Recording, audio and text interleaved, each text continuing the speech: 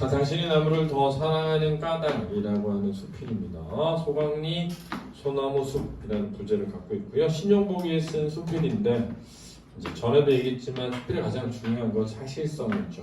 그렇죠? 서간체라는 거는 편집글, 누군가 청자를 정해놓고 편지를 쓰듯이 쓰는 걸 서간체라고 해요. 근데 원래 수필은 문체적 특징이 중요하거든. 그 다음에 기행수필이라는 건 뭐냐면 내가 어디 여행 다니면서 썼을 때, 보통 여행 다니면 여정 나오지, 견문 나오지, 감상 나오지. 그래서 사실 기행수필이 뭐야? 관동별곡이지. 근데 관동별곡은 수필이 아니라 가사니까 노래인 거.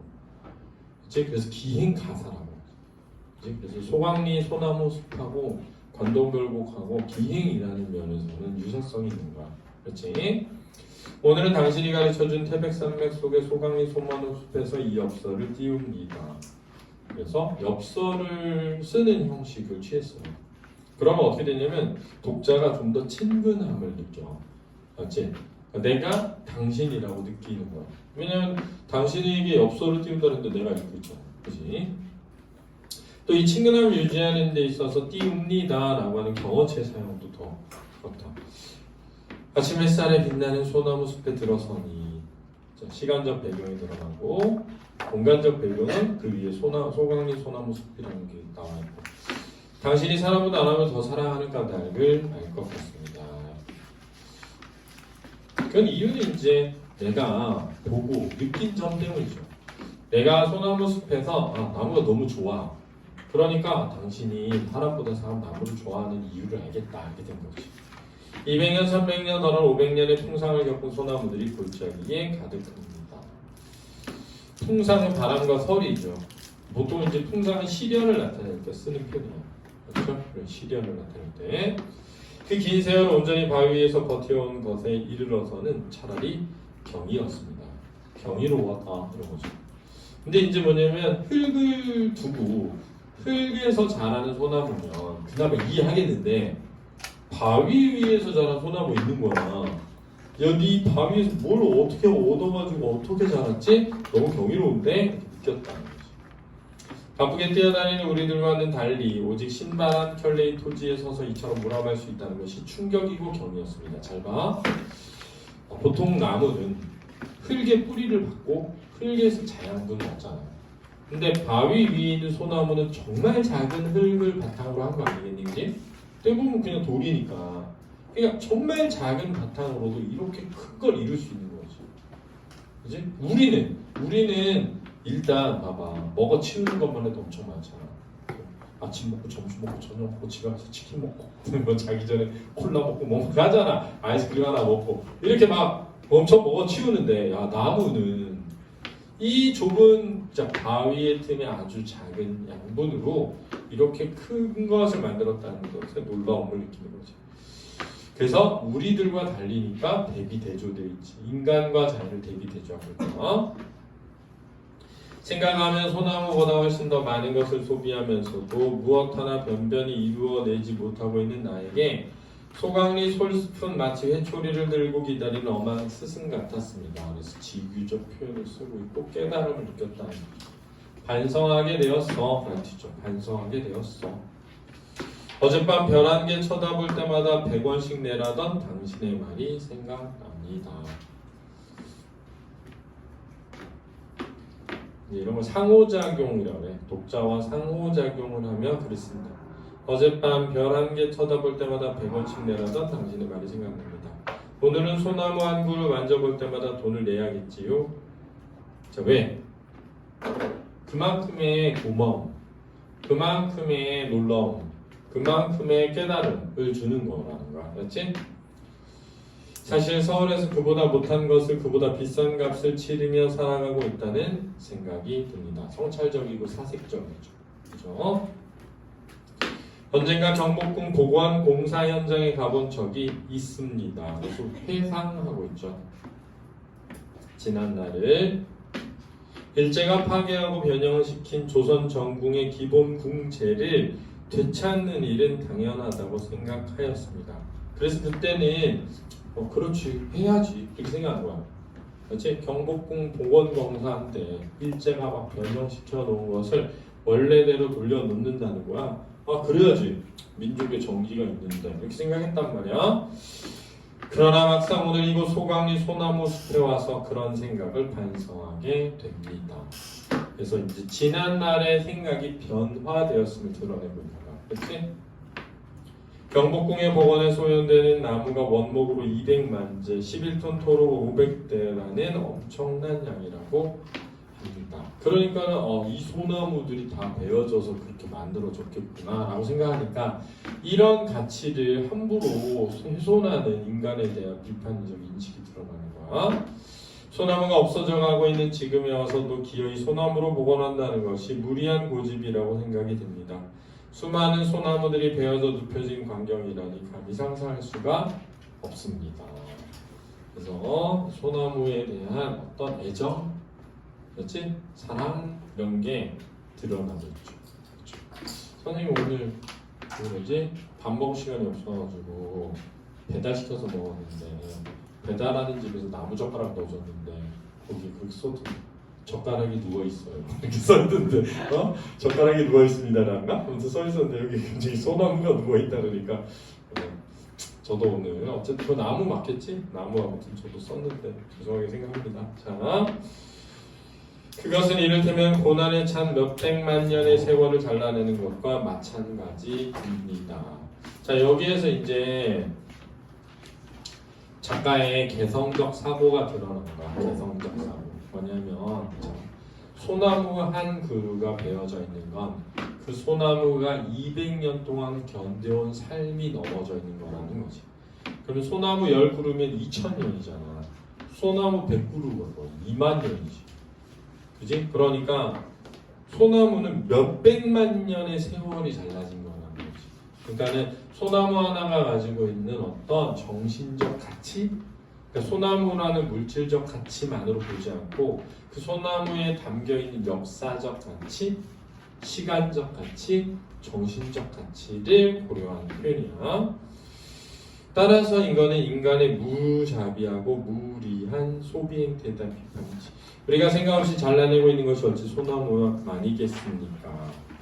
없어도 되는 물건을 만들기에 없어서는 안 될 것들을 마구 잘라내고 있는가 하면 아예 사람을 잘라내는 일마저 서슴지 않는 것이 우리의 현실이기 때문입니다. 그래서 문제의식이 확대되고 있는 거죠. 소나무뿐만이 아니다 라고 하면서 의식이 확대되고 있는 거, 문제의식이. 우리가 살고 있는 이 지구의 유일한 생산자는 식물이라던 당신의 말이 생각납니다. 동물은 완벽한 소비자입니다. 뭘 잘 모르는 소리를 하고 있네요. 식물이 동물을 먹고 살고 있는 거예요. 유기체들이. 얘네 저기 뭐지? 균사들 있잖아요. 균사들이 그 소나무 뿌리에 붙어서 광물을 분해하기 때문에 소나무 뿌리가 흙에서부터 영양분을 가져가는 거예요. 그리고 그런 균사들이 가장 많이 하는 것들이 바로 우리 동물의 사체에 붙어가지고 에너지를 얻는 거거든. 뭘 한참 몰라도 한참 모르는 소리 하는데 정말 모르는 소리는 뭐냐면 이걸 알아야 돼요. 광물과 식물은 구성하는 요소가 동일해요. 동물도 마찬가지고. 그러니까 동물과 식물과 광물은 다 똑같은 걸로 이루어져 있는 거야. 칼슘, 인 이런 걸로 이루어져 있는 거야. 사실은 다 똑같은 애들이야. 안 되겠네 신영 씨. 생각을 좀 넓혀야겠네. 비히스토리 공부 좀 하셔야겠네. 그지? 그럼 동물하고 식물을 왜 구별해? 그지? 식물이야말로 진짜 동물은 완벽한 소비자고 식물은 완벽한 생산자라는 건 가장 동물 중심적인 생각이야. 그렇잖아. 이거야말로 가장 인간 중심적인 사고지. 그러면은 자연을 보호하자. 그럼 자연은 어떤 자연을 보호할 건데? 그럼 뭐 태초의 지구 환경의 형태를 지킬래? 그럼 한 400도씩 만들어가지고 펄펄 끓어가지고 막 용암 넘쳐야겠네. 메탄가스 가득하고. 그래야 만족하겠네. 지구를 지키자며 인간 중심 사고를 버리자며 자기가 생각하는 자연 보호는 다 이 살기 좋은 자연의 보호 아니냐? 결국은 인간 중심적인 것을 그지? 일하는 걸 착각하면 안 되죠. 그래서 이렇게 얘기하는 거야. 그 중에서도 최대 소비자가 사람인데 사람의 생산이란 고작 식물이 만들어 놓은 것이란 땅속에 묻힌 것을 파내서 소비하는 것에 지나지 않는데 쌀로 밥을 짓는 일을 두고 밥의 생산이라고 할 수 없는 것이나 마찬가지입니다. 생산의 주체가 아니라 소비의 주체이며 급기야 소비의 객체로 전락되고 있는 것이 바로 사람입니다. 요거는 좀 이제 그런 건데 뭐냐면 이런 거지. 봐봐, 앞에 봐봐. 내가 뭐 물건을 사서 쓰는 거, 그 소비의 주체라고 하거든. 근데 나한테 필요 없는데 내가 막 광고를 본다거나 친구가 쓰는 걸 보고 나도 사고 싶어서 사. 난 소비의 객체지. 왜냐면 내가 필요에 의해서 그 물건을 사는 것이 아니라 저 사람이 그 물건을 만들었기 때문에 나한테 팔아먹는 거야. 그러니까 저 사람의 필요에 의해서 내가 물건을 소비하는 거지. 내가 그 물건이 꼭 필요해서 사는 게 아니라 남들이 막 메고 다녀 가방을. 그러니까 엄마가 나 저거 사고 싶어. 엄마 가방 있잖아. 근데 사. 집에 보면 가방이 몇 여러 개인데 가방이 없네 막 이래. 옷은 막 한가득인데 엄마가 옷이 없네 그래. 사실은 소비의 객체죠. 사실. 이제 자연을 오로지 생산 요소로 규정하는 경제학의 폭력성이 이 소강리에서만큼 분명하게 부각되는 곳은 달리 없을 듯합니다. 생산의 요소로 생각한다. 이게 무슨 말이냐면 생산의 요소로 규정한다는 건 뭐냐면은 이 자연을 이용해서 뭘 만들 생각만 한다는 거죠. 그렇지? 자연을 이용해서 내가 뭘 만들어야지 하면 이 자연이 생산에 뭐가 되는 거야? 요소가 되는 거야.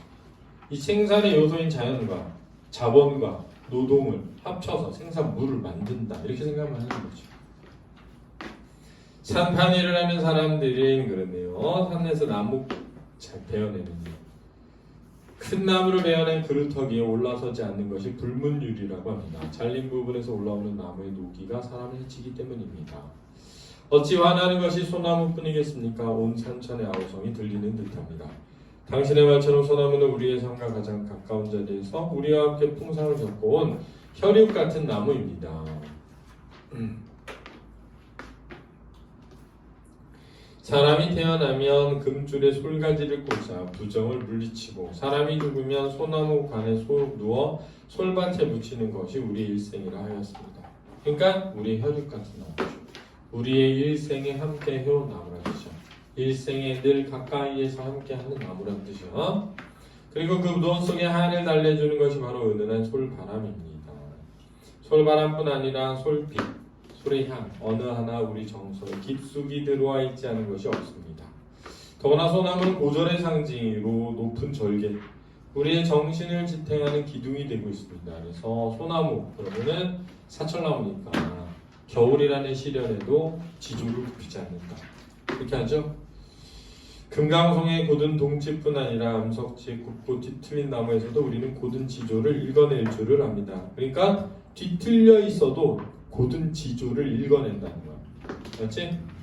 나무가 뒤틀려 있어. 근데 왜 이렇게 비틀어졌어? 하는 게 아니라 이 척박한 환경에서도 그지? 굽히지 않고 그지? 피어나니까 지조와 절개가 있다. 이렇게 얘기했다는 거야. 오늘날의 상품 미학과는 전혀 다른 미학을 우리는 일찍부터 갖고 놓고 있습니다. 자, 오늘날의 상품 미학은 뭐야? 그러면 똑바른 게 고든 거지. 비틀어진 건 비틀어진 거고. 근데 우리는 뭐야? 비틀어진 소나무에서 똑바른 지조를 생각해내는 거지. 나는 문득 당신이 진정 살아가는 것은 소나무가 아니라 소나무 같은 사람이라는 생각이 들었습니다. 메마른 땅을 지키고 있는 수많은 사람들이라는 생각이 들었습니다. 척박한 환경에서도 굴하지 않고 문득 지금쯤 서울거리의 자동차 속에 앉아있을 당신을 생각했습니다. 그리고 외딴 섬에 갇혀 목말라 하는 남산의 소나무도 생각했습니다. 남산의 소나무가 이제는 더 이상 살아남기를 포기하고 자손이나 기르겠다는 체념으로 무수한 송방울을 달고 있다는 당신의 이야기는 우리를 슬프게 합니다. 인용의 방식을 통해 가지고 썼죠. 근데 진짜 내가 알고 있는 어떤 사람이 옛날에 이런 말을 했는데 그 말을 떠올리는 것일 수도 있고 자기가 생각한 걸 마치 당신이 한 말인 것처럼 표현해서 친근하게 느끼면서 글을 쓴 것일 수도 있다. 맞지? 의사소통적 글쓰기를 하기 위해서 일부러 이렇게 썼을 수 있어요. 더구나 그 솔방울들이 싹을 키울 땅마저 황폐해 버렸다는 사실이 우리를 더욱 암담하게 합니다. 더구나 그 솔방울들이 싹을 키울 땅마저 황폐해져 버렸다는 사실이 황폐해 버렸다. 이러지 않지 않나? 땅들이 황폐해 버렸다. 이러나? 황폐해져 버렸다. 이러지 않나? 황폐하다. 황폐해지다. 솔방울들이 주어야? 솔방울들이 황폐해 버렸어? 사람들이 솔방울들이 싹을 틔울 땅마저 황폐하게 만들었다. 그게 되잖아. 황폐하게 만들었다. 우리를 더욱 암담하게 합니다. 그러나 그보다 더 무서운 것이 아카시아 화렵수의 침습이라니 놀라지 않을 수 없습니다. 침범, 척박한 땅을 겨우겨우 갖고 놓으면 이리 다른 경쟁수들이 나무들이 쳐들어 소나무를 몰아내고 만다는 것입니다. 무한 경쟁의 비정한 논리가 뻗어오지 않는 것이 없습니다. 이 사람 차별하네.